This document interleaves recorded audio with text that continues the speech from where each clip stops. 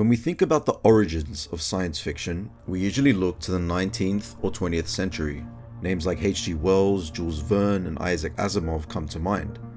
Their stories, The Time Machine, 20,000 Leagues Under the Sea, Nightfall, Foundation, shaped how we imagine space travel, advanced tech, and life beyond Earth. But what if those ideas weren't as new as we think?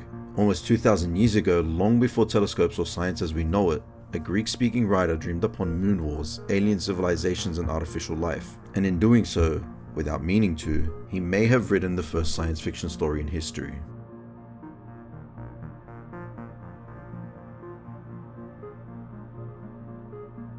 Written nearly 2,000 years ago, this thing is weird, but that's most likely because I'm not the target audience. Lucian was a Greek-speaking satirist living under the Roman Empire, and somehow, without telescopes, rockets, or modern science, he wrote a story about space travel, alien life, and artificial worlds. It's bizarre, hilarious, and weirdly predicting, and even though he meant it as satire, what he ended up writing might just be the first science fiction in history.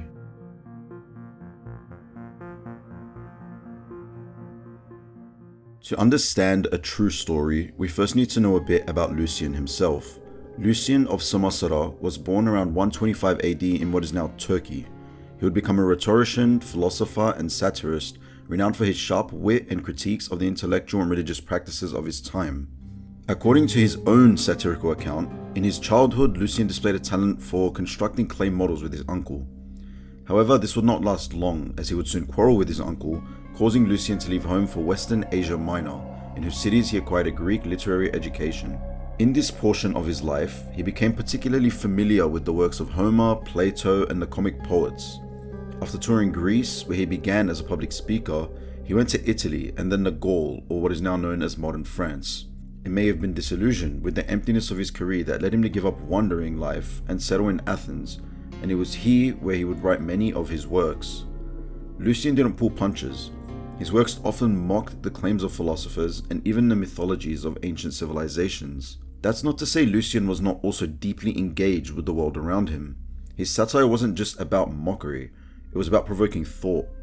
A True Story is no exception. While some of his other works ridiculed figures like Alexander the False Prophet, A True Story seems almost otherworldly in its ambition, showing an understanding of speculative ideas that were far, far ahead of his time.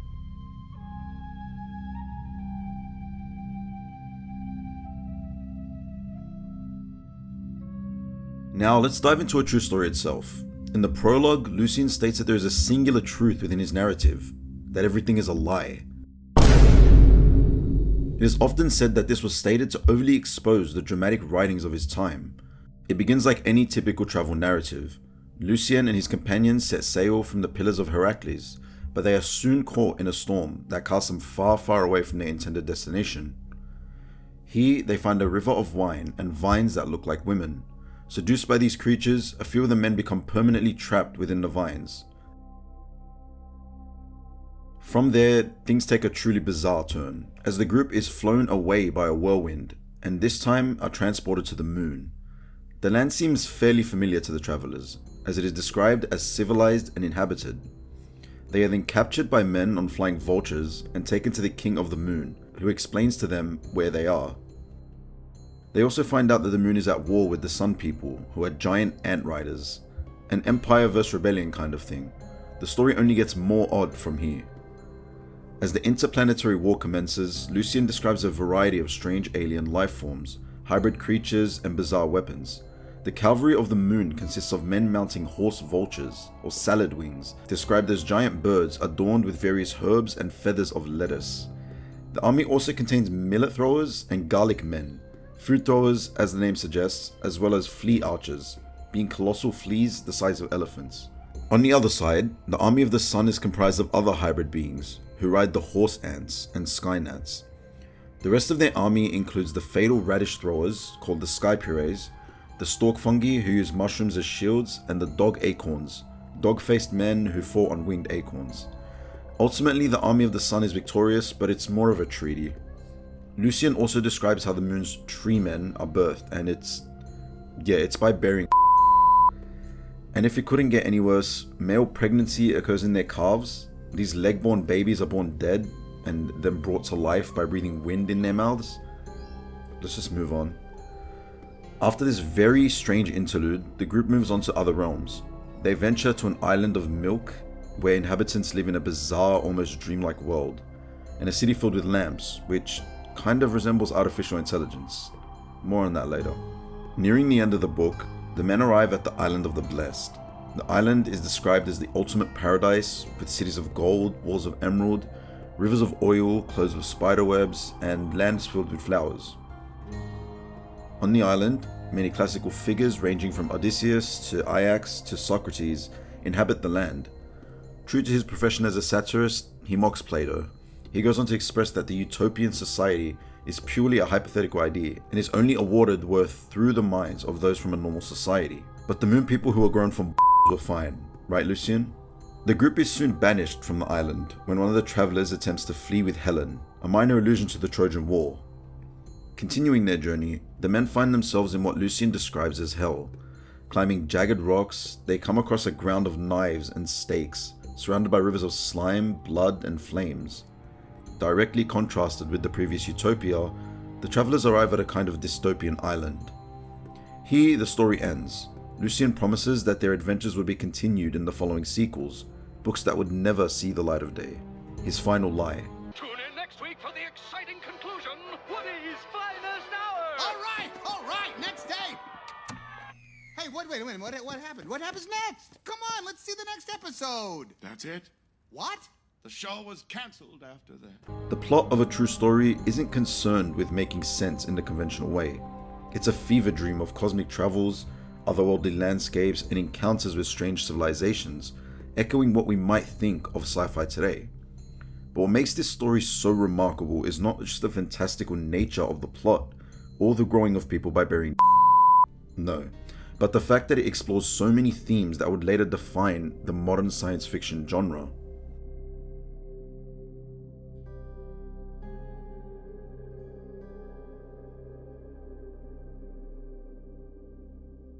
At first glance, Lucian's A True Story might seem like an absurd adventure tale, a parody of the travel stories that were popular in his time. But when we look a bit closer, we see the seeds of modern science fiction themes being sown. First, there's the idea of space travel. Lucian's characters travel to the moon, engage in interplanetary warfare, and explore otherworldly realms. While this may seem fanciful, Lucian's imaginative conception of space and extraterrestrial life is strikingly similar to the concept we'd see later in sci-fi works. From 2001: A Space Odyssey to Star Wars, interplanetary conflict and exploration are staples of the genre, and Lucian was writing about them over 1,000 years before those stories hit the page or the screen. During their time on the moon, the men discover a mirror hanging over a well in which an observer could see anything on Earth. Lucian also touches on ideas of alien life. The strange inhabitants of the moon and other worlds he visits are radically different from anything on Earth.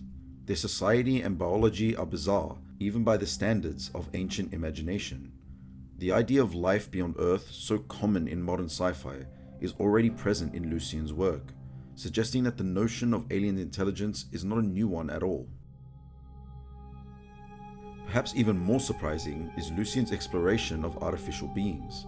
His character encounters entities that seem to have been created or shaped by some higher power, leading to questions of identity, agency, and the nature of life itself. These concepts align closely with modern sci-fi's examinations of artificial intelligence, human enhancement, and bioengineering. It even delves into the themes of utopia and dystopia. The strange islands and societies that Lucian encounters are often depicted as distorted reflections of human civilization, with elements of both awe and horror. We see that so much today. Could Lucian have been hinting at the dangers of unchecked technological advancements, like the AI lamps? Or perhaps critiquing the way human beings view their own existence in the grand universe? Or did he just write this on a crazy acid trip?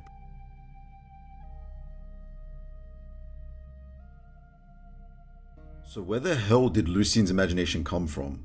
Why would a writer in ancient Greece, with no telescopes, no space programs, and no knowledge of the universe beyond the stars, create a narrative so clearly rooted in science and speculative fiction? Some scholars believe that Lucian's work was directly inspired by the Greek tradition of epic and mythological storytelling. Ancient Greek literature was full of gods, monsters, and journeys to the underworld, ideas that would naturally lead to stories of otherworldly realms and beings. But Lucian also seems to have been drawing from the rapidly changing intellectual environment of his time. During the Roman Empire's expansion, intellectual exchanges were flourishing. Philosophers, historians, and scientists were beginning to ask questions about the nature of the universe, questions that would later form the foundation of science fiction.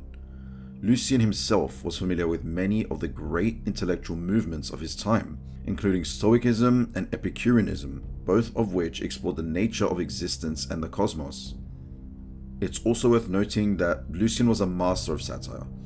A true story may have begun as a parody of the extravagant tales of travel and adventure that were so popular in the ancient world. But in exaggerating the absurdities of these stories, Lucian might have unintentionally stumbled upon an entirely new way of thinking about the universe, a way that would later be embraced by the genre of science fiction.